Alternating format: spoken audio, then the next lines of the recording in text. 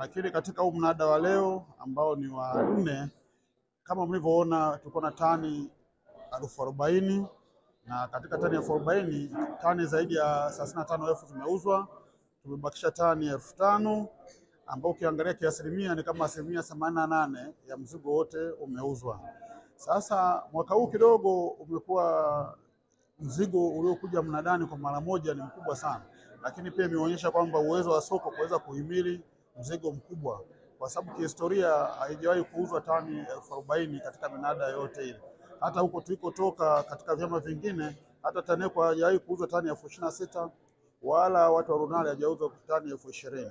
Lakini tunashukuru Mungu mizigo inaenda sokoni kwa sehemu kubwa imenunuliwa, na tunaona baada ya wiki ya kwanza ambao mzigo ulikuwa mkubwa sana ambao kwa sehemu kubwa umetoka, tunategemea hali kuwa nzuri minada inayofuatia, kwa maana utakuwa ule mzigo wa wastani ambao tuna hakika kwamba wanunuzi watoa bei nzuri. Lakini pia tunaelewa kwamba wanunuzi wengi walikuwa wanajivutavuta kuja, lakini sasa hivi tunategemea wataanza kuwasili baada hali kutengamaa na kuweza kushiriki minada. Kwa hiyo sisi kwa upande wetu tuna matumaini makubwa sana kwamba hali itakuwa nzuri na wakulima wataweza kupata zile bei zenye ushindani ili waweze kupata mapato kulingana na jasho lao. Ni warai wakulima tuendelee kukusanya korosho zenye bora ili tuzidi kuuza korosho zetu kwenye minada inayofuata. Lakini jambo jingine ambalo nataka niwaambie watu wa ushirika sasa, kwa maana makatibu, tayari kuna korosho zimeuzwa tani 35,000. Ni imani yangu sasa mtaenda kuchakata malipo kwa wakati.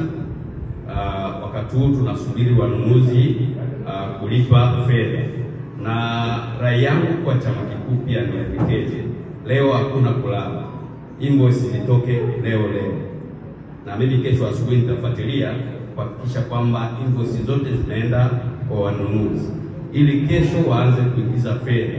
Kesho kutwa basi wakulima waweze, wale ambao tayari itakuwa wamepeleka miamala malipo waanze kulipwa. Na hii mpaka kufikia Ijumaa sitaki kuona AMCOS hajapeleka michanganuo ya malipo kwenye vituo vyetu vya malipo. Bei nimeziona, nimezipokea katika hali ya furaha, kwa sababu ndio soko linaanza. Kwa hiyo soko linavyoanza linaweza kuanza kwa namna yoyote ile, then linaweza likaisha vizuri au likaisha vibaya, ila tunashukuru kwa sababu korosho tulizozikusanya tumeuza karibu 95%. Hiyo ni mwanzo mwema kwetu. Bei za korosho ni mzuri kwa vile zimeuzwa, ila sasa tunaomba kwa serikali watuongeze bei ifike angalau shilingi 3,000 kilo. Watuongezee bei walau kidogo tufikie kwenye malengo, maana tunategemea pesa hii ya korosho ituendeshe katika mambo mengi sana. Wengine tunasomesha, kwa hiyo hii hela ya korosho tunayotegemea ili watoto waweze kwenda shule na mambo mengine ya kuratibu maisha. Tunategemea pesa hiyo.